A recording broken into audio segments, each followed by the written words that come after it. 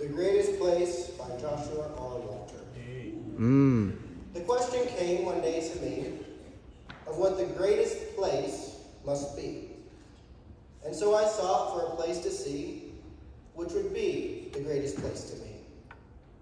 I searched in London, in Paris, in Rome. I found their lowest vale, their highest domes.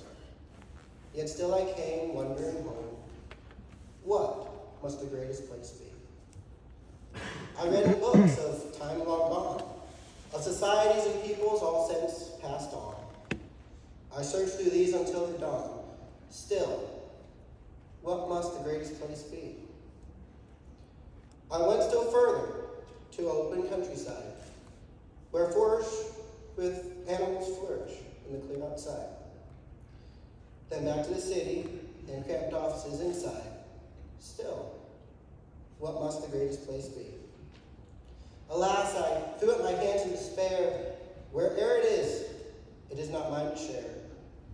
For all the requests of life I had, only one did I ever dare, to be in the greatest place to me. But then it seemed a gentle hand pulled my mind to another land, one attended by angel band, and said, this, the greatest place must be. Now heaven seems the greatest place to me. This is where I most want to be. There one day my Savior I will see. Heaven, the greatest place must be. Amen. The gates of pearl and river of life. With God's judgments will have no strife. There will live with him eternal life. Heaven, the greatest place must be. The streets of gold, oh what a sight. With the Savior, there'll be no night.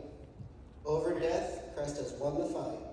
Heaven, the greatest place must be. Through death's dark door, each one must stray.